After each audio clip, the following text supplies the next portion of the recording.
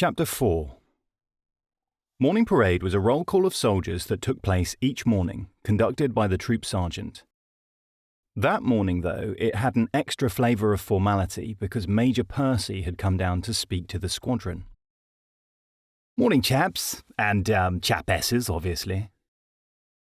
"Morning, sir." This was a medical regiment, and C Squadron had a doctor in charge of them instead of a normal major. A normal major would have joined the army first as an officer cadet and been specially selected for their leadership skills.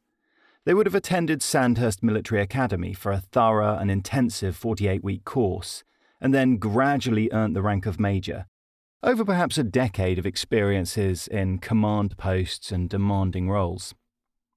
Whereas Major Percy was a doctor who'd got bored of seeing patients and decided to have a go at running a squadron. It was a perk of the job, something the British Army preferred to just allowing their bored doctors to leave and work somewhere else. It often meant that 50% of what Major Percy said was waffle. The troops made up for it by half listening. "Well, I have some exciting news, which is to say, I find it exciting, and I'm sure you'll find it exciting. But before I tell you what it is, here's a joke." There were stifled groans. Percy was a big believer in his ability to psych up a crowd. It was hard to see why. "Two monkeys in the bath, one says to the other, 'Oh, oh, hee, hee,' and the other says, 'Well, put some cold in.'"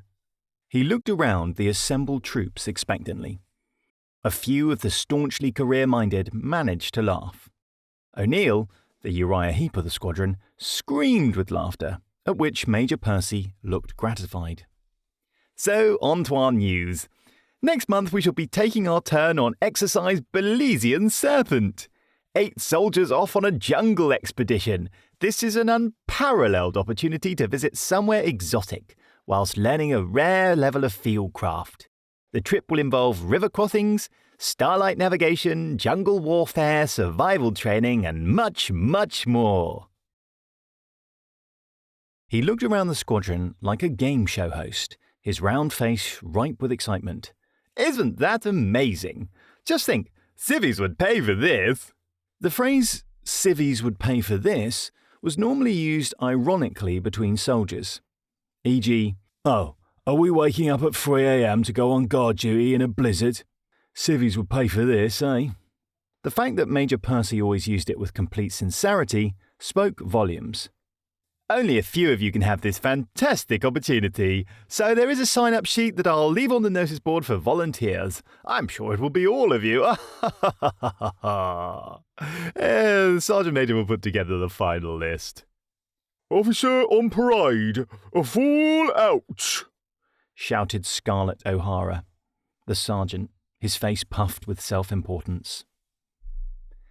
As the troop dispersed, Jackson pulled me into the smoking shelter.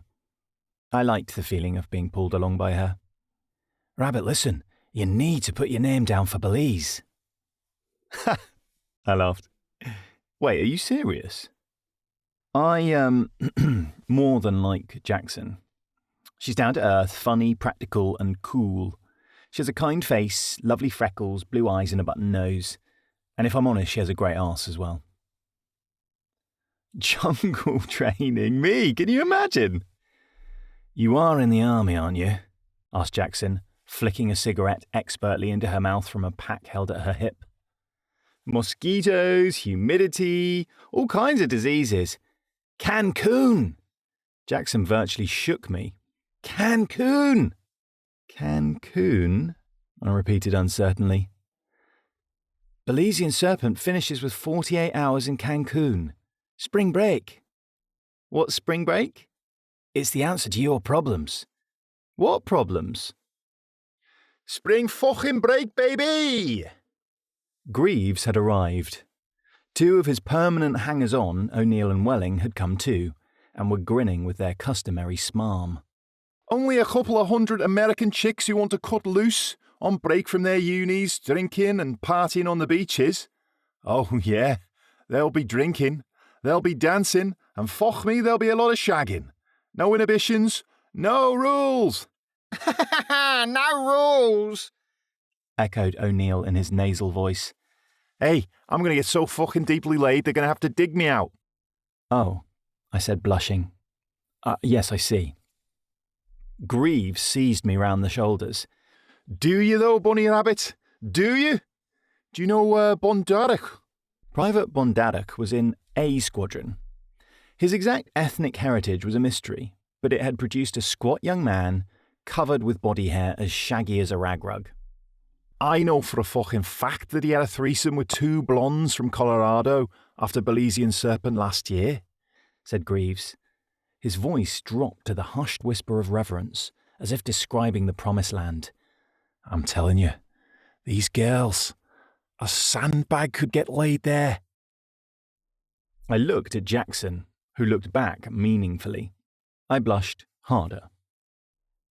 Right, back to work, said Jackson briskly, grinding out her cigarette and replacing her beret. She walked back to squadron lines and wrote her own name on the list pinned to the notice board before handing me the pen. You're putting your name down? I asked, surprised. She punched me on the arm. That's the thanks I get. Of course I'm coming.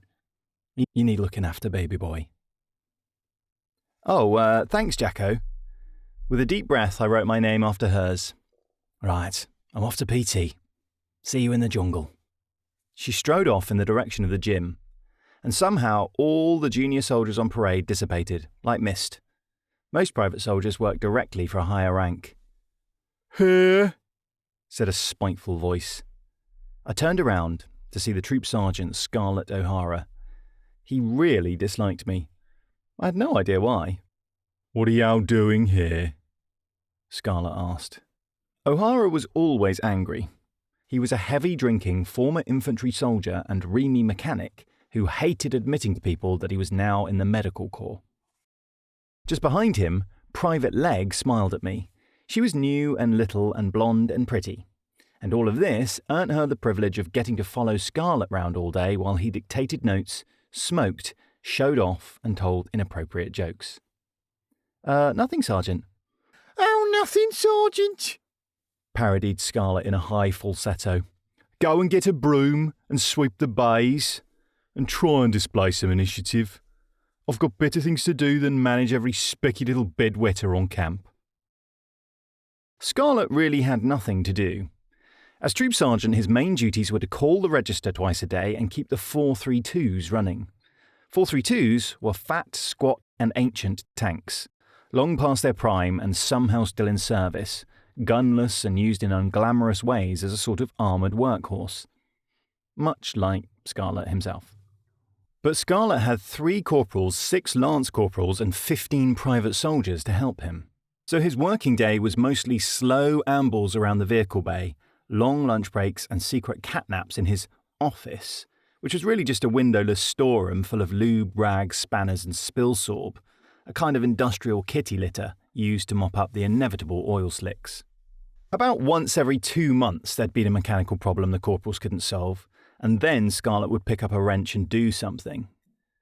This phenomenon was informally known as Scarlet Moon, both for its rarity and the inevitable sight of O'Hara's hairy butt crack. I spent the morning picking up litter and sweeping the bays. Eventually I went to the smoking shelter just to be somewhere. It was quiet, so I felt confident enough to do an impression of Captain Jones shouting at me about the grass. I wouldn't have walked on the grass as a sergeant, boyo, I shouted, as Lance Corporal Rourke and Private Welling wet themselves with laughter. I quite like doing impressions and making people laugh. I just wish I had a bit more confidence in rolling them out. Chapter 5. In the gym changing rooms, Welsh and Jackson unhurriedly pulled on the shiny blue shorts and shapeless t-shirts necessary for PT. Girls' weekend in Mallorca soon. Sun, sand and sangria. You in? Asked Welsh. Sounds perfect, love, replied Jackson. She watched Welsh remove a compact and replace her mascara with a more waterproof mascara. I don't know how you do it, she said admiringly. Welsh looked at her in surprise. Do what, love? She asked. Oh, you mean, how am I such a glamorous bitch? How'd you keep being you? In a place like this with all the shit you get about being combat Barbie. I'm the master of my fate, replied Welsh with a slow wink. I'm the captain of my soul. Bloody hell, Linz, said Jackson admiringly. Is that poetry? Beats me, babes. Who are on the wall in my old gym? Jackson laughed. I bet it wasn't, she said. You just don't want anyone to know how smart you really are, playing some sort of Sun Tzu strategy. Is he the bloke that runs the Chinese takeaway outside of camp? Welsh asked, her eyes very wide. Jackson laughed too, and Welsh winked. March 15th, yeah? I can get us an amazing deal on a chalet. Oh, I can't do March. I put my name down for Belizean Serpent. What? Well, it might be a good laugh, and anyway, it'll look great on my annual report. Don't give me that shit, said Welsh. You hate the jungle. You told me that you don't go in the sauna at Nuffield because it makes your hair go frizzy. Why would you want to spend 3 weeks in nature's own sauna? Well, little Rabbit's going to go, said Jackson uncomfortably. Welsh raised a manicured eyebrow. Oh! I feel bad for him. Bollocks, said Welsh, tying her laces. Okay, I quite like him. He's just so fucking wet.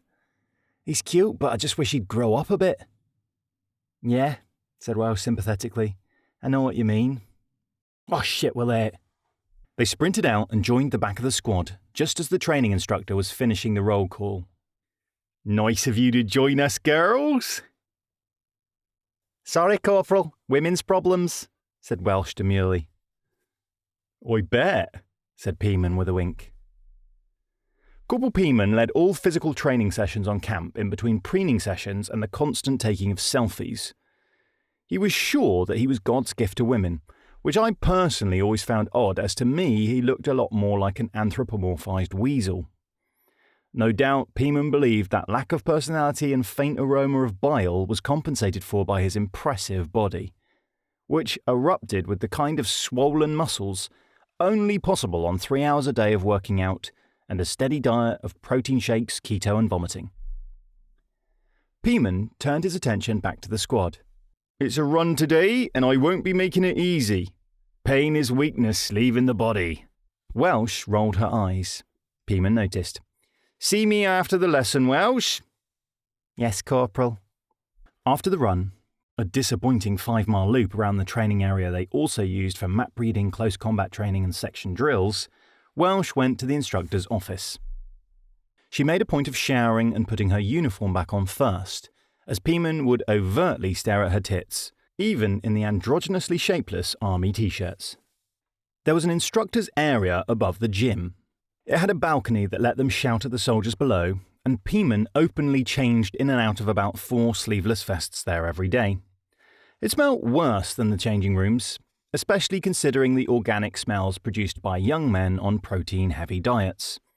Welsh stood at the top of the stairs and tried not to breathe. "Ar, Barbie," said Peaman in his odd voice. "Come on in, want a power shake? I gotta keep the guns primed." Welsh didn't cringe, even though the room was like something out of a horror film. It was full of mirrors. Full-length mirrors and standalone mirrors. Mirrors propped on every desk, set against walls, fixed above the pull-up bar. Peaman was staring at her or past her or around her from at least 15 different places. And Peaman's smile was horrible. This was partly because of Botox, and partly because it looked rehearsed, which it was. "Barbie, Barbie, Barbie. What are we going to do with you, eh?" asked Peaman, his teeth gleaming like a strip light. "I don't know, Corporal," said Welsh seriously. Hey, shh. His smile didn't flicker as he put a finger to his lips. "Okay. Listen, I get it. I totally get it." He was holding a tape measure, which he wrapped round a bicep and tensed. "Oh, 16.5 inches, he said through gritted teeth, "and only 8% body fat." "So what's up, Corporal?" asked Welsh brightly. Peaman was taking his vest off. He slapped his abs, producing a hollow noise.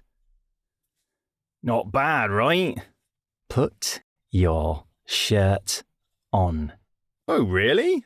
asked Peaman, genuinely surprised. Well, if you want. He put it back on, dragging the cotton across his abs. I'm just saying I get it. Why you acted up in class. You needed to push yourself to the limits, 'cause you're a rebel. You need to run free like a wolf. You and me, we can't be tied down. He grinned unnaturally. You know, we'd be a great-looking couple. We should sweat together. Corporal, said Welsh firmly, I wouldn't date you if you was the last guy in this barracks and we were in the middle of an apocalypse. Hey, who's talking about dating? It don't have to be exclusive. I'm offering you one-on-one sessions with the most ripped abs in the regiment. I want to taste you. Welsh stepped demurely forward, took his hand, and in one fluid moment, twisted it up his back. You listen, she said sweetly. Propositioning me is so wildly inappropriate that I'm tempted to march you up to McLean's office right now. And you'd really have no choice but to come with me, would you? She added a little extra pressure. Yelped Peeman in response. If you ever do this again, I'll break your legs. And maybe pushing the wheelchair will put the extra half-inch onto your 16-inch biceps. Something to think about. Corporal. She released him and sauntered off, leaving Peeman to gasp on the carpet floor. Chapter 6. McLean didn't believe in procrastination. By lunchtime, the sign-up sheet had left the squadron notice board, and by afternoon, the results were back up. All the squadron were falling out to read it at once. I tried to get close enough to see it myself, my mind full of images of me, hacking through steaming undergrowth with machetes whilst spiders the size of baseball mitts dropped from trees onto my helmet. Ah, shit, said Coughlin, as close as he ever came to expressing strong emotion. I didn't make the cut. Yes! Shouted Greaves in triumph. The pussy! The pussy! Neil, you fucking snake! He turned to hammer on the back of the unfortunate O'Neill, who managed to both cringe at the pain and smile smugly at the same time. I blinked at the paper. Second Lieutenant Fotherington Arundel, Sergeant Mbassa, Corporal Reeves, Lance Corporal Evans, Lance Corporal MacDonald, Private Greaves, Private O'Neill, and Private Jackson. Oh, crap, said Jackson, striking her forehead with her palm. Oh, I said, oddly disappointed. Look, Rabbit, I'll just tell the Sergeant Major that I changed my mind and to take me off, said Jackson. I shrugged. If you want, but I doubt McLean will change his mind. He'll either tell you to get back in your box or he'll replace you with Coughlin. Well, yeah, probably right, admitted Jackson. Go speak to him, Bonnie Rabbit. It was Welsh. Really? Really? Said Welsh firmly. Die Hard likes people with backbone. Go up there, knock on his door. Be respectful but confident. Tell him you want on and you'll do whatever it takes to make it happen. Die Hard was the Sergeant Major's nickname. I hope for obvious reasons. Right, I said, swallowing. Right. I walked up to the regimental headquarters. Objectively, I could see it as it was, a small but attractive building, painted white with a couple of well-maintained flower beds and 3 flagpoles. But it also felt like a fortress, because living in that headquarters were those creatures powerful enough to wipe me from the earth without noticing. The regimental sergeant major, the most fearsome man on camp, and next to him the regimental 2IC and the commanding officer himself. To me, the CO was basically an Egyptian pharaoh. I more or less ran into the building with my head low, and I went straight up the main stairs. 2 right turns, and I was into C Squadron corridor and McLean's office. The door was closed. I didn't want to knock. Inside, I could hear him. I don't see why I should have to pay full price when I drink mine black. Yeah, no. Well, I sort of see your point, Sergeant Major. I recognised the posh voice of Second Lieutenant Fotherington Arundel, our new baby officer, 22 years old, freshly out of military academy. She was informally known around the squadron as Sweet FA, since she was very fresh-faced and not yet trusted to do much. Her job was mostly to learn from the more experienced officers. She spoke again. It's just that, in the spirit of pragmatism and so forth, we all chip into the kitty with the same amount, and that way the mouth stays very easy and... Oh, it's easy, isn't it, Mom? Easy to exploit the little fella. Keep the working man down. You do in fact make considerably more money than me, Sergeant Major. Oh, so I have to subsidise Lieutenant Sykes, who makes tea that looks like fucking blancmange. You know that Brufon wouldn't even be £5 a week if he wasn't in there doing his Chai Waller impression 6 times a day. I caught him having 4 biscuits in one bloody go yesterday. Yeah, Sykes does seem to get his money's worth. Aye, and he's not just getting his fucking money's worth out of us, is he? He's at the other end of the scale rinsing the army dentist. You know he had 3 appointments last week. I mean, I'm not totally convinced the two are related. He's got that bloody dental surgery on speed dial. He's getting through a packet of biscuits a week. I'm tempted to write to the king about it. Hare could hear in Sweet FA's voice that she was now trying not to laugh. McLean was typing a letter to the king on his desktop computer, banging the keys loudly and reading out loud. Your Majesty, I know you're looking to make defence cuts. Might I suggest one Lieutenant Sykes be obligated to pay for his own bloody dental work? He's got more crowns than you and more bridges than the City of London. I'm going to take your contribution down to £4 a week, Mr. McLean, said Sweet FA with a giggle. Look, I'm writing it on the clipboard. There was the sound of 2 chairs scraping. Well, thank you, Ma'am. Thank you, Sergeant Major. There was a pause. Will I see you later? Another pause. Aye. The door opened. Sweet FA smiled absent-mindedly at me as she passed. I saluted her and knocked on the Sergeant Major's door. Come in. Morning, sir. Eh? The Sergeant Major looked understandably surprised to see me, as I had only been in this office once to deliver some post. McLean was rocking on his chair on 2 legs. He made no attempt to alter his posture, but waved me in. What's wrong? What do you want? Sir, I remembered I was supposed to be assertive. Sir, I really want to go on Exercise Belizean Serpent. Do ya? McLean squinted at me suspiciously. When I saw your name on that list, I thought someone had signed you up as a piss take. No, sir. All right, well, tough shit. Anything else? I took a deep breath. Sir, I have been half-arsing things around the squadron, and I don't intend to do that anymore. I'm determined to put in 100%. I know my military skills need improving, and I believe an exercise like Belizean Serpent is the best way to do that. I will do anything to go on it. Is there any way to earn that right? Well now. McLean looked surprised. He sat forward and steepled his fingers for a minute, a sign he was thinking carefully. After a long while, he nodded. Nice wee speech there. So, I'll do you the courtesy of the truth.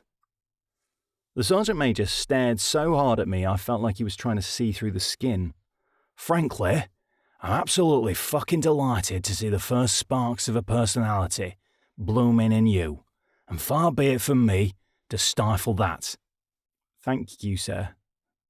I'd say it would be nice to see another side of you, but that would suggest I'd already seen a side. And so far at this regiment, you've been as one-dimensional as a piece of paper. Yes, sir.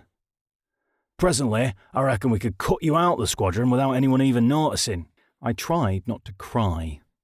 That would be the absolute worst thing to do right now. Look, the list is up, and it frankly isn't fair on any of the guys to change it, but I will keep you in mind for the next one. Yes, sir. Thank you, sir. Okay, go on, piss off. I went back to squadron lines, picked up a broom and swept the vehicle bay on autopilot for the next 3 hours. No one stopped me, talked to me, or set me a new task. Dear Dad, the work here is so rewarding, I really feel like I'm making a difference serving my country. At lunchtime, I walked to the cookhouse. I took steak and chips, and I saw Jackson and Welsh, and I headed towards them. How's it going, Rabbit? Asked Jackson as I sat. Oh, hello, guys. Have you had a nice morning? Not bad, said Jackson thoughtfully. Pretty shit, said Welsh. I did go to see Mr. McLean, but he said there's no chance of changing the list. The other two absorbed that knowledge in silence. We were all eating steak of a mysterious cut unique to the British Army, closer to meat-flavoured chewing gum. Jackson masticated on hers thoughtfully. There's always Moses, she said after a while. Bloody hell, I said fearfully. I've got enough problems. Jackson shrugged. It's up to you. I'm just saying, there's always Moses. He's like a bloody mafia boss, exclaimed Welsh. He runs the stores like a criminal empire. I heard he fixed the regimental boxing last year and got Big Angel to take a dive. Well, I know he got beef to break two of Smudge's fingers when he didn't pay his debts, said Welsh. Jackson snorted. Half of those rumours are made up by Moses himself. Well, everyone knows you can buy sick chits off him, Welsh said. He's got a deal going with one of the corporals in the med centre. And he definitely sells black market cigarettes. He always comes onto the exercise in the last week when everyone's desperate. They're twice the price and the writing on the packet is in Arabic. He's a staff sergeant who knows how to make a bit of extra cash, said Jackson. He's working the system. It's a system that's broke. So what if he creams a bit off into his own pocket along the way? I don't know. Look, he's okay. I used him myself a couple of months ago. I went a bit overboard buying Christmas presents, needed some cash to get to the end of the week. I borrowed 100 off Moses, and I paid back 120 on payday. No problem at all. He's okay. And he can always find an angle. For everything. Do you really want to go to Belize? Because Moses can make it happen. When I next looked up, both Welsh and Jackson were watching me. I threw up my hands. Fine, I'll do it.